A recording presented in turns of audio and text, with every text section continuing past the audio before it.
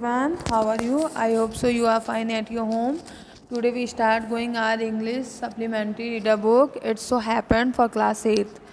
Now we let's start chapter 6, The Fight.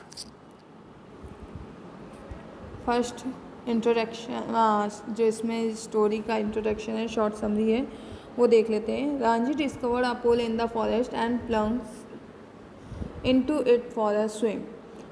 There is serious trouble between him and someone else over who has a right to the pole. A fight ensues. The first sound ends in a draw. चलिए chapter को start करते हैं और line to line explain करते चलते हैं.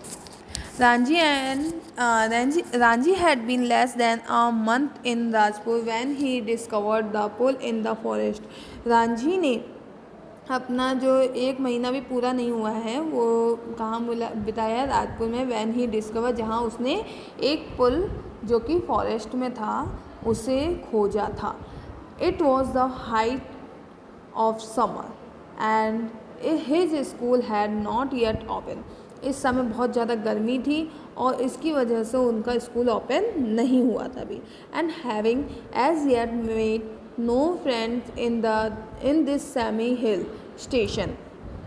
और यहाँ पे वो जो ये था हमारा रांझी, वो क्या कर रहा था, उसका यहाँ पे कोई फ्रेंड भी नहीं बना था और वह पूरा मतलब उसके स्कूल अभी ओपन हो जो थे वो ओपन भी नहीं हुए थे क्योंकि समर की उसकी छुट्टियाँ चल रही थी.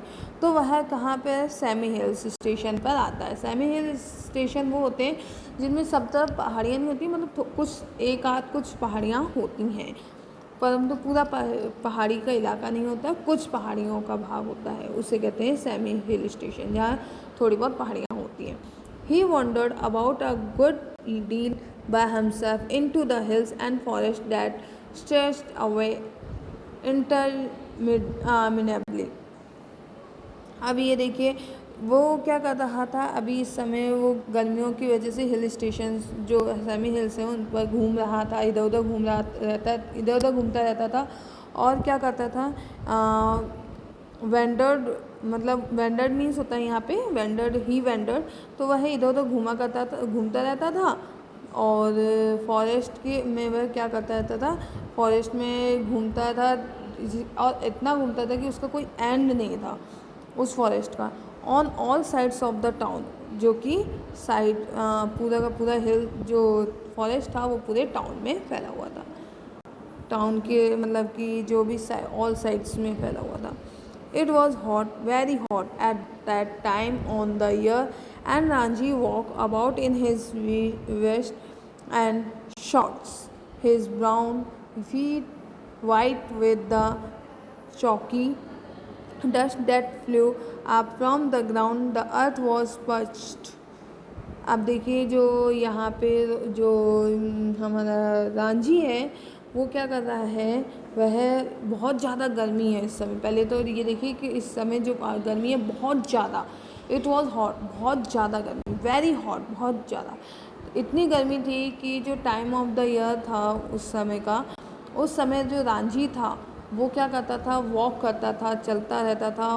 किसमें, उसकी वेस्ट एंड शॉर्ट्स में. वेस्ट एंड शॉर्ट्स क्या होती हैं, जो हम लोग बनियान टाइप की जो हल्की ड्रेसें होती ना, शर्ट, उसे कहते हैं. और जो शॉर्ट्स वगैरह होते हैं हमारे, तो इस टाइप की ड्रेस पहनकर उसके ब्राउन जो फीट हैं वो ब्राउन हो चुके हैं, वाइट जो ब्राउन फीट थे वो वाइट हो चुके हैं विद द चौकी डस्ट से. और that flew up from the ground, जो कि ग्राउंड में उड़ रही थी. The earth was parched, the grass brown, the trees listless, hardly stirring, waiting for a cool wind और रिफ्रेशिंग शावर ऑफ रेन. अब जो अर्थ है वो कैसी हो चुकी है, बहुत ज़्यादा गर्म, और वहाँ पे जितनी भी ग्रास वगैरह जो है वो सूख कर ब्राउन हो चुकी है. ट्रीज भी क्या हो चुके हैं, लिस्टलेस हो चुके हैं. और ये जो हार्डली स्टीयरिंग, बहुत ज़्यादा हार्डली हो रही है, बहुत ज़्यादा गर्मी बहुत ज़्यादा हो रही है. और लोग जो हैं वो वेटिंग कर रहे हैं, मतलब वेट कर रहे हैं कूल ठंडी हवा और रिफ्रेशिंग शावर का। मतलब जो रिफ्रेशिंग शावर कौन सा है, रेन, बारिश का। ठीक है। It was on such a day a hot, और ये जो इट वॉज, जो ये दिन था वो भी अभी गर्मियों का ही था, बहुत ज़्यादा गर्मी थी। टायर्ड डे, बहुत थकावट वाला दिन था। That Ranjhi found the pool in the forest, और जो रांझी ने तभी वहाँ पे एक फॉरेस्ट में पुल खोजा था। जिस दिन ये पुल खोजा था रांझी ने, उस दिन बहुत ज़्यादा गर्मी थी। The water had gentle translucency and you could see the smooth round pebbles at the bottom of the pool।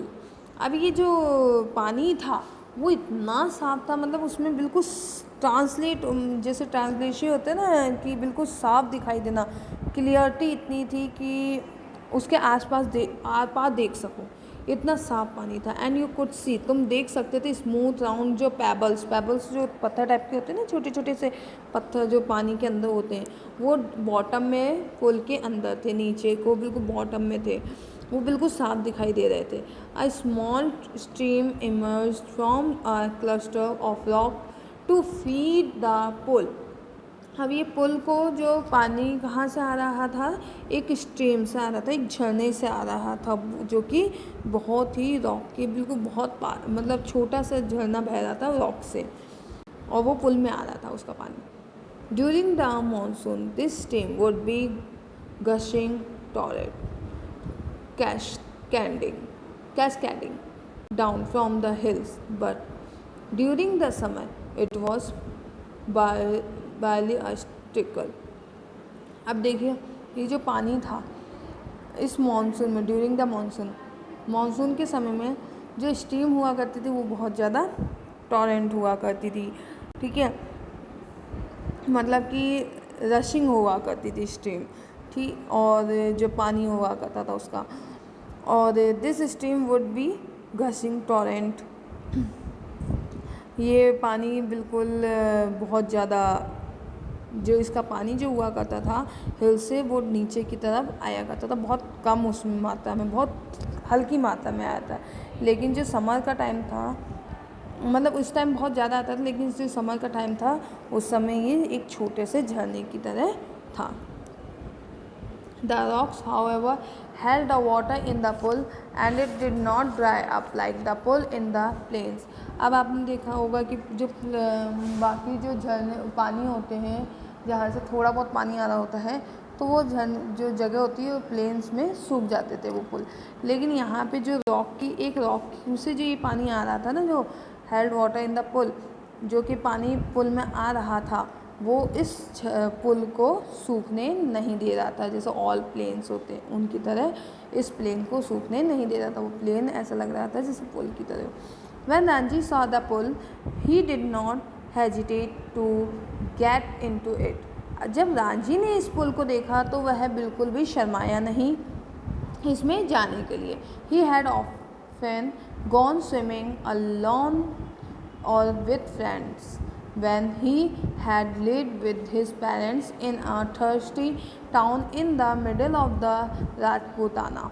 अब जब ये जो रांझी था, ये पुल में जाने, इसको स्विमिंग आती थी, ये स्विमिंग बहुत अच्छे से करना जानता था, तो वो स्विमिंग के लिए चला जाता था।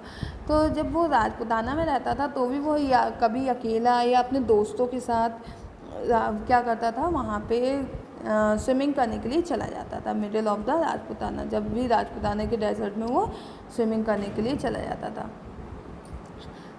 There he had known only sticky muddy pool. और वो जो पुल हुआ करता था वो कैसा हुआ करता था, थोड़ा सा स्टिकी चिपचिपा टाइप का होता है ना, मडी, थोड़ा गंदा मिट्टी वाला ऐसा। क्यों? क्योंकि जहाँ वहाँ पे क्या हुआ करती थी, बफेलोज वगैरह नहाया करती थी। एंड वुमेन वॉश्ड क्लोथ्स, और वुमेन जो हुआ करती थी वो कपड़े धो लिया करती थी, इसलिए वो तो पानी से कैसा था, चिपचिपा और गंदा सा था। He had never seen a pool like this. उसने कभी भी ऐसा पुल पहले कभी नहीं देखा था। So clean and cold and inviting. इसलिए वो जो कि उसको क्या कर रहा था, बिल्कुल साफ था, ठंडा था और उसे इनवाइट कर रहा था। He leap into the water, his limbs was supple, free of any fat, and his dark body glistened in the patches of sunlit water. अब जो उसकी पूरी बॉडी, जो he live into the water, उसने क्या करा, वाटर में हाथ पैर, मतलब जो पैर और हाथ का जो भी एरिया था वो उसमें जा चुका था और उसने अपने आप को फ्री कर दिया था स्विमिंग करने के लिए। उसको वो फैट भी नहीं था, मतलब पतला था। उसकी जो डार्क बॉडी थी वो अब चमक रही थी और जो उसकी जो सनलाइट थी उसकी वजह से, जो पानी से सनलाइट आ रही थी, पानी पे सनलाइट आ रही थी, उससे जो उसकी बॉडी थी, डार्क बॉडी थी, वो भी अब क्या हो रही है, चमक रही थी। अब आगे देखते हैं। The next day he came again to quench his body in the cool waters of the forest pool. अब नेक्स्ट जो डे वह आता है वापस से और उसकी बॉडी जो हो रही होती है उसमें क्या करने के लिए, अपने आप को ठंडा करने के, उस ठंडे पानी में जाने के लिए, अपनी प्यास बुझाने के लिए वो उसकी ओर खींच रही थी। मतलब कि ऐसा था कि दूसरे दिन वो वापस से उसको उसमें नहाने जाना था। ठीक है। He was there for almost an hour, sliding in and out of the limpid green water, or lying stretched out on the while he smooth yellow rock in the shade of broad-leaved साल tree.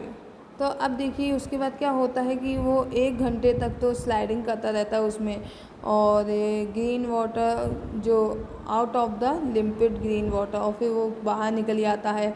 ठीक है। All लिंग stretches out on the smooth yellow rock, और फिर वो smooth yellow rock पर जाकर in the shadow, जो पेड़ की जो छाया, सॉल्ट ट्री की जो ब्रॉड लीव्स की छाया होती है उसमें जाकर बैठ जाता है। इट वॉज वाइल ही ले दस that he notice another boy standing a little distance away.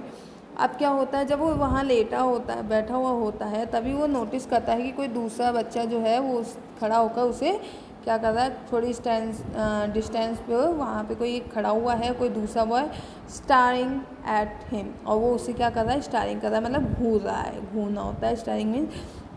तो वो उसे स्टारिंग करे जा रहा है और रैदर हॉस्टिल मैनर, कैसे, बहुत ही हॉस्टिल मैनर से उसको देखे जा रहा है, घूरे जा रहा है। The other boy was little older than Ranchi. वो जो दूसरा बॉय था वो थोड़ा सा रांची से ओल्डर था, टॉलर था, थिकेस्ट मतलब थोड़ा थिक था, विद अ ब्रॉड नोज, उसकी ब्रॉड नोज थी, एंड थिक रेड लिप्स, और थिक रेड लिप्स थे। He had only just noticed Ranji, and when Ranji did not say anything, the other called out, "What are you doing here, mister?" जब वो देख रहा था कि रांझी को, मतलब उसने अभी रांझी को नोटिस करना स्टार्ट कर दिया था, and when Ranjhi did not से, जब रांझी ने कुछ भी नहीं कहा ना उसको देखकर, तो वो बोलता है, जो दूसरा बॉय होता है वो उससे बोलता है कि तुम यहाँ पर क्या कर रहे हो mister. Ranji, who was prepared to be friendly, was taken aback at the hostility of the other's tones. अब रांझी उससे क्या करना चाह रहा था, फ्रेंडली बात करना, फ्रेंड की तरह बात करना चाह रहा था, लेकिन उसने क्या करा, अबैक, उसे एकदम से शॉक लगा, और वो है उसका सारा जो भी था, उसकी टोन जो थी, उसकी ख़राब टोन देखकर उसे थोड़ा सा शॉक लग गया रांझी को, क्योंकि वो तो नॉर्मली उससे फ्रेंडली बात कर रहा था, मतलब फ्रेंड के पर्पस से बात कर रहा था, लेकिन जो रांझी ने जब ये ऐसा सब सुना तो वो उस एकदम शॉक हो गया। I am swimming, he replied, why don't you join me, कि मैं यहाँ स्विमिंग कर रहा हूँ। उसने रिप्लाई किया, तुम मुझे क्यों नहीं ज्वाइन कर लेते तो। आई ऑलवेज स्विम अलोन, मैं हमेशा अकेला ही स्विम करता हूँ, सेड द अदर, दूसरे ने कहा। दिस इज़ माई पुल, ये मेरा पुल है। I did not invite you here, मैंने तुम्हें कोई इन्वाइट नहीं किया है यहाँ पर। The stranger stared up to Ranjhi, और स्ट्रेंजर जो था, दूसरा बॉय था, वो उसके रांझी के बिल्कुल सामने आके खड़ा हो गया। Who still sat on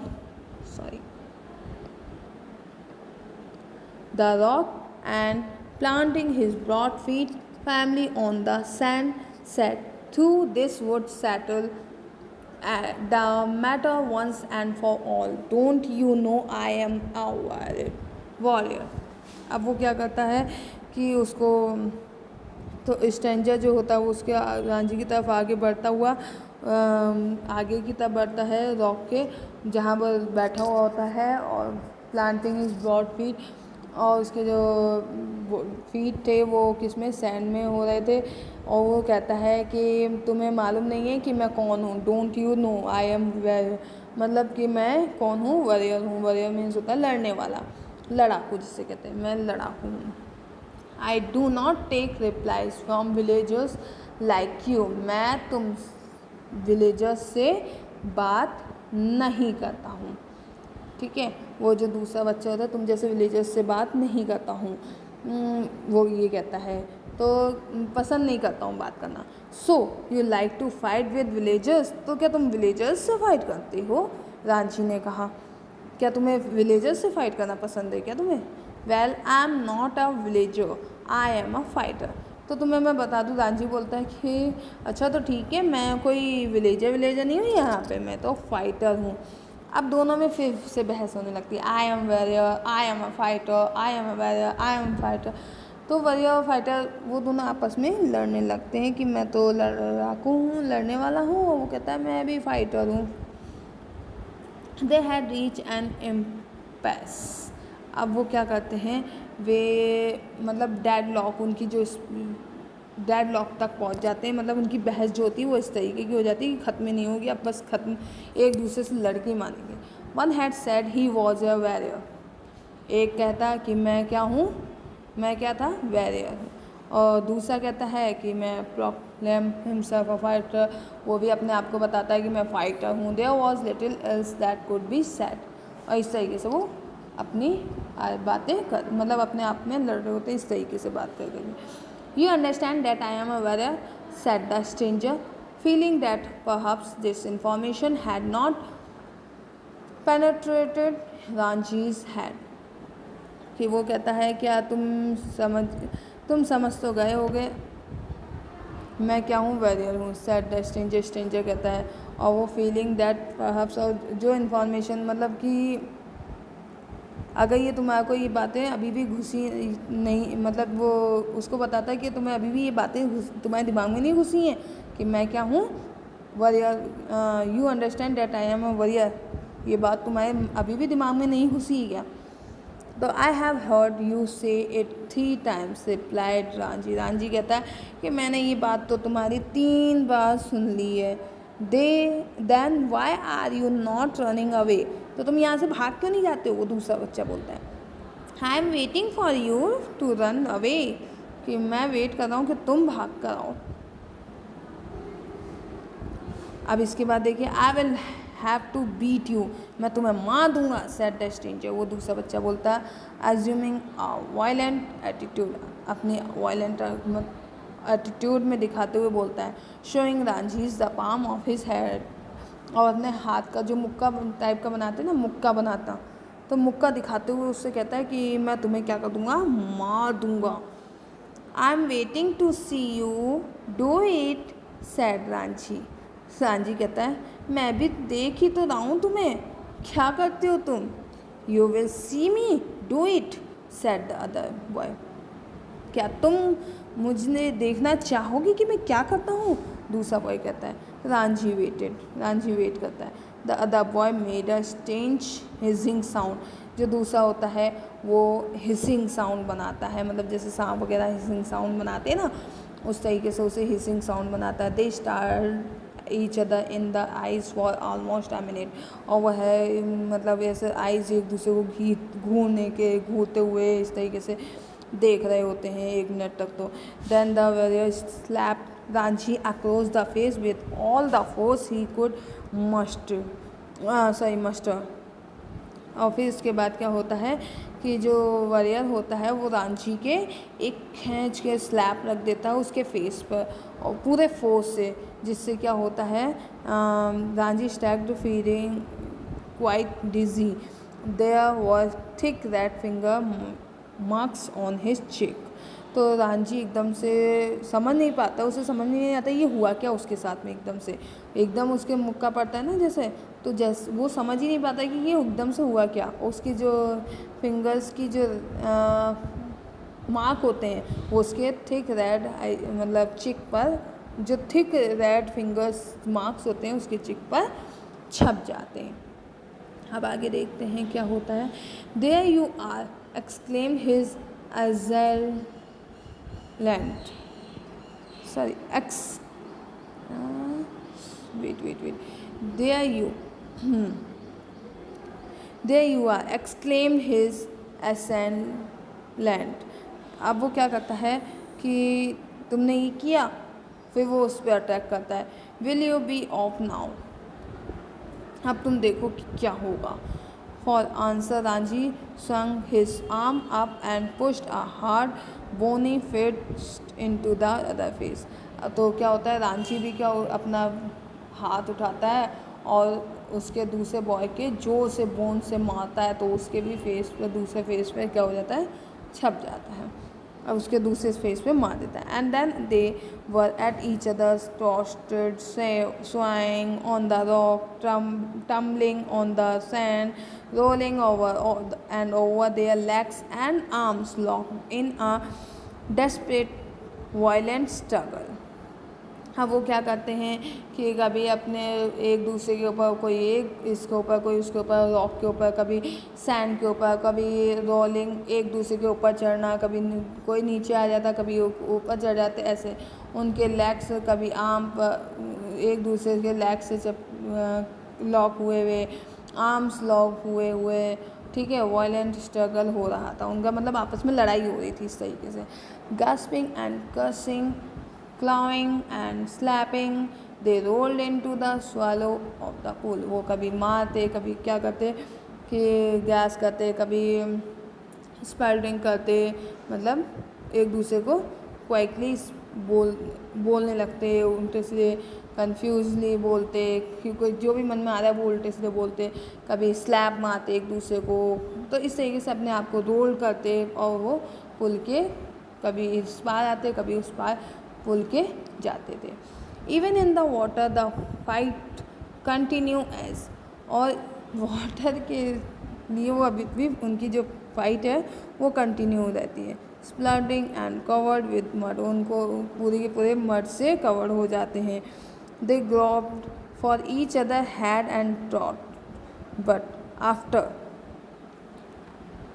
5 minutes of frenzied unscientific struggle, neither boy had emerged victorious।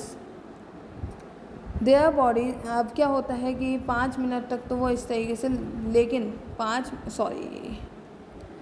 5 minute के बाद क्या होता है कि वो दोनों के दोनों फाइट करने लग जाते हैं। 5 मिनट तक लड़ते ही रहते हैं, ठीक है। 5 मिनट बाद वो दोनों थक जाते हैं और नाइदर 5 मिनट तक तो वो लड़ते ही रहते हैं, ना वो बॉय हटे ना दूसरा। Their bodies heaving at exhaustion they stood back from each other, और फिर इसके बाद उनकी बॉडी अब थोड़ा सा थकने लग गई थी और वो क्या करने लग गए थे, एक दूसरे से दे स्टूड बैक, वे खड़े हो गए थे एक दूसरे के सामने।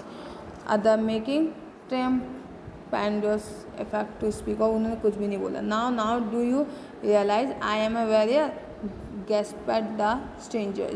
स्ट्रेंजर मतलब बोलता है कि अब तो तुम्हें पता लग गया, अब तो तुम्हें पता ही रियलाइज़ हो ही गया ना कि मैं क्या हूँ, वेरियर हूँ मैं कौन सा, मैं वेरियर हूँ कि नहीं हूँ, मैं कौन हूँ। Do you know I am a fighter, तुम्हें भी पता लग गया होगी मैं कैसे फाइटर हूँ। सैड रांझी विद डिफ़िकल्ट होते हुए कहता है, वो सांस फुलाते हुए, उसकी सांस फूल गई होती है पहले, वो वेरियर की सांस फूल चुकी होती है और रांझी की बोलते हुए मतलब डिफ़िकल्ट हो रहा था, इतना थक गए थे। They gave a moment's considerations to each other's answers and in the moment of silence. अब वो 1 मिनट तक तो बिल्कुल दोनों एक दूसरे का आंसर का रिप्लाई देने का सोच रहे थे, तो मतलब एक दूसरे के आंसर का वेट कर रहे थे। तो उस टाइम तो 1 मिनट के लिए शांति हो गई उस समय। बिल्कुल साइलेंस हो गया। There was only their heavy breathing, उस समय सिर्फ उनकी ब्रीथिंग की आवाज़ चल रही थी जो बहुत ज़्यादा हाँफ रहे थे। And the rapid beating of their heart, उनके हार्ट की बीटिंग की आवाज़ सुनाई दे रही थी। Then you will not leave the pul, तो तुम ये पुल नहीं छोड़ोगे, वॉरियर ने कहा। I will not leave it, मैं नहीं छोड़ूंगा, रांझी ने कहा। Then we shall have to continue the fight, तो फिर हमें ये कंटिन्यू फाइट, मतलब फाइट जो है वो कंटिन्यू रखनी पड़ेगी। All right said Ranjhi, Ranjhi ने कहा ठीक है। But neither boy moved, neither took the initiative, लेकिन दोनों ही क्या हो रहे थे, मूव नहीं कर पा रहे थे। ना ही वो बॉय मूव कर पा रहे थे, ना ही उसके क्या कर रहे थे, आगे तक नहीं बढ़ पा रहे थे। मतलब दोनों में से कोई भी मूव तक नहीं कर रहा था, ना आगे बढ़ रहा था। The warrior had an inspiration, अब जो वॉरियर था वो इंस्पिरेशन देता है। We will continue the fight tomorrow, हम कल ये फाइट को कंटिन्यू रखेंगे। He said if you dare to come here again tomorrow, अब तुम्हें क्या करना होगा, कल फिर आना पड़ेगा। We will continue this fight and I will not show you mercy as I have done today, तो वो क्या, अब हम इसको क्या करेंगे, कल इस फाइट को फिर से कंटिन्यू रखेंगे और हम लोग क्या करेंगे, ये बिल्कुल भी शो नहीं करेंगे हैव डन टूडे कि आज क्या हो। आई विल कम टुमारो, मैं कल आऊँगा, said Ranjhi. I will be ready for you, मैं रेडी हूँ लड़ने के लिए। They turn from each other then and going to their respective rock, अब वे क्या करते हैं कि वे दोनों ही एक दूसरे से क्या दूर, मतलब जाने लगते हैं। Put on their clothes, rock से उतरने लगते हैं, मतलब रॉक से जाने लगते हैं और रॉक की तरफ जाने लगते हैं और अपने कपड़े उठाते हैं। And left the forest by different route, और अलग अलग अपनी दिशा में उस फॉरेस्ट से अलग अलग दिशा में चले जाते हैं। वो जहाँ जिनका घर होता है वो उस दिशा में चला जाता है। तो ये कंप्रीहेंशन चेक है, ये क्वेश्चन 4 हैं, आपको कॉपी में करने हैं। सीन सेकंड हम कल नेक्स्ट वीडियो में समझेंगे। ओके बच्चों, stay home, stay safe, bye.